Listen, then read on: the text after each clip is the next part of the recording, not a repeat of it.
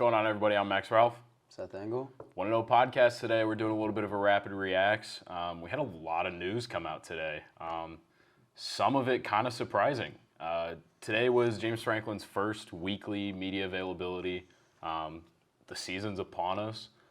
Purdue game is on Thursday, so we talked to James Franklin today, and a lot of stuff, mostly about some depth chart battles that we had a lot of questions on that have finally gotten answered. You're talking punter, middle linebacker, offensive guard, you're talking defensive end, you're talking wide receivers, and we're also talking quarterbacks, which was a little bit of a surprise, I think, for most people. Drew Allar is the number 2 quarterback going into Purdue, which was kind of like the headline of the day. There was a lot of stuff, but that was the headline. What was your reaction to that, Seth? Yeah, that was a bit of a shocker. Yeah. We knew Sean Clifford was going to start, obviously, Yeah. but I think through the whole camp, at least I think since the moment Christian, came out in that Rutgers game, kind of went off there, everyone kind of thought, okay, this is your backup next year if Clifford does return. Right. Clifford obviously did return. We went through the whole year thinking that today, apparently, I don't know, I think things recently changed. Yeah. I think Drew might be hitting, a bit of a stride. As we know, it's difficult coming as an early enrollee, having to cut your high school, your senior year of high school short and go right to college. That's difficult. And I think a big adjustment for him was the physicality and that practice regiment.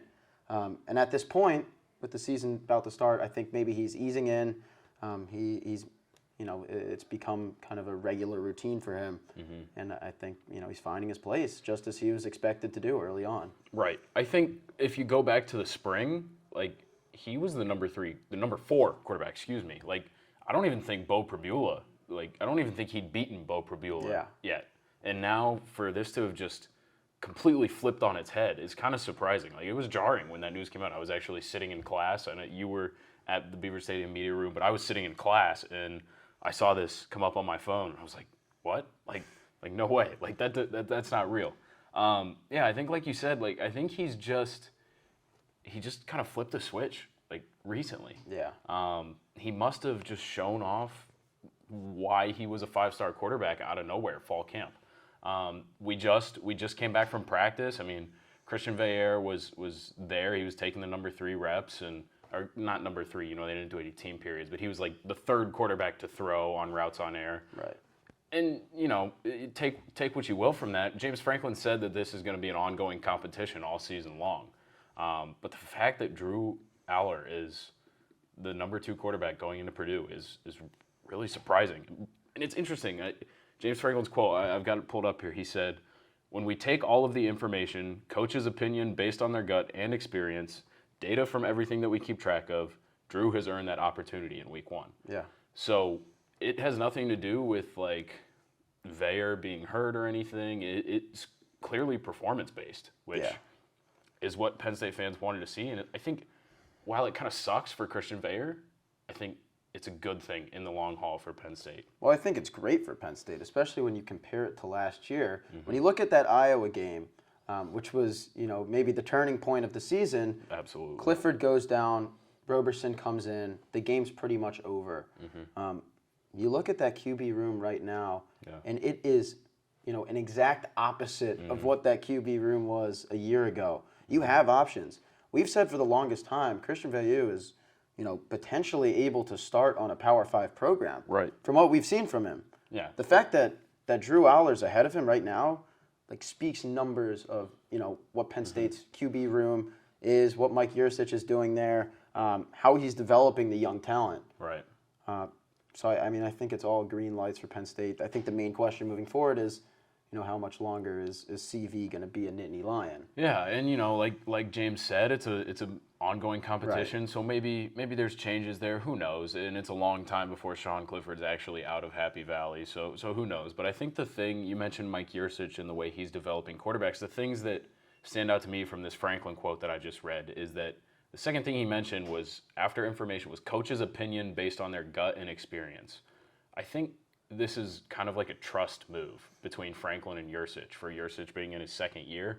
He said, hey, if this is your guy, like, go for it. Like, if you think he's ready, like, that's what it is. So I think that's interesting. Obviously, the biggest headline of the day which is weird to say because it's the backup quarterback. It's not even, like, we just found out like 5 different starters, and all we're talking about is the backup quarterback. If you know Penn State football, though, you know backup quarterback is a bit of a deep concern, especially after last year. Long been mired in controversy, Right. But to talk about some of those starters, we'll get this.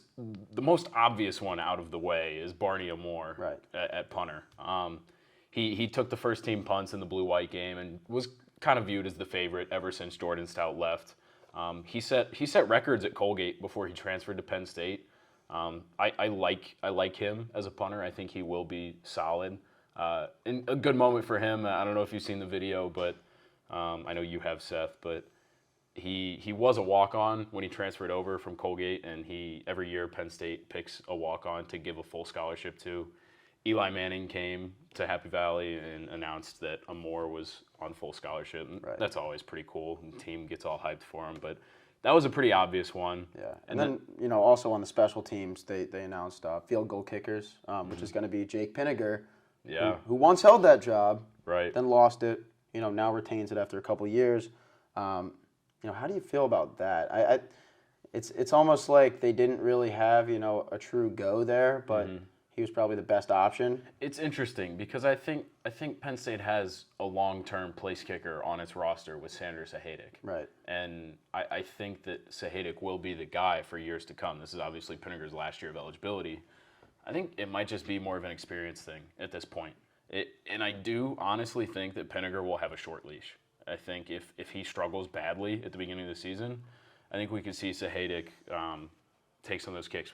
We've also asked James and Stacey Collins about, like, if they'll do that thing they did in 2020 where Penniger did the I think it was 49 and in is pin, and then they had and Stout 50 and out was Stout. Right.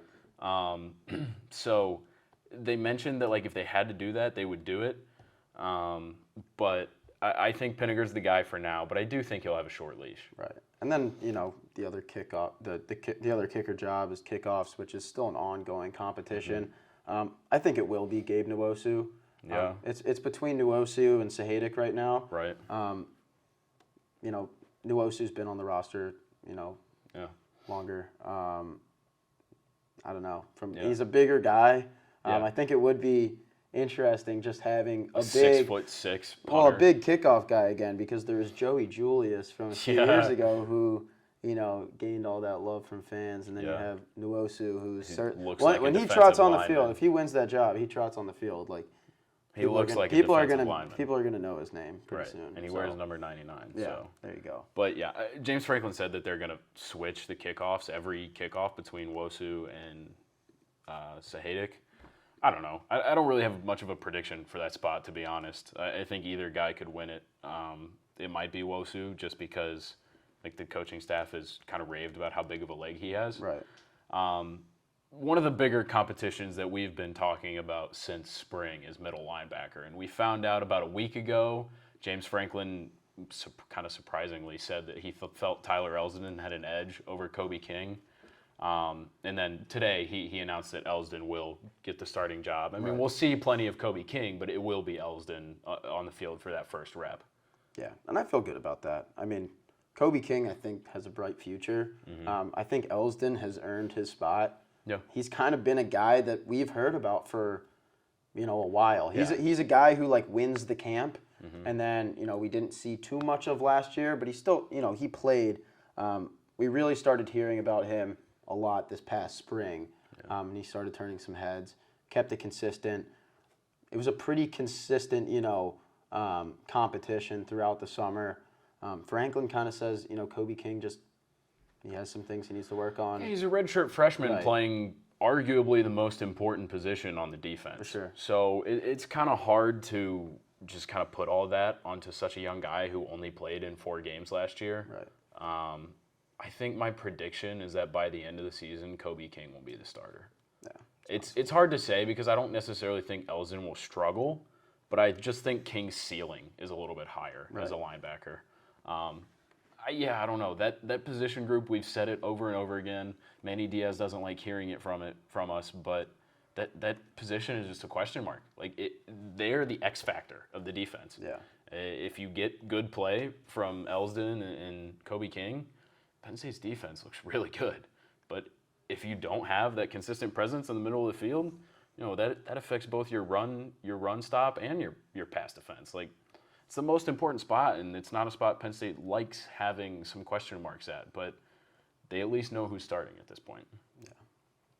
And then we talk about offensive line. Hunter Norzad came in as the big Cornell transfer, said starter reps for him. Which, well, they said the same thing about Chop Robinson too, and those were their two big transfer additions this offseason was Robinson on the edge and then Norzad on the O-line.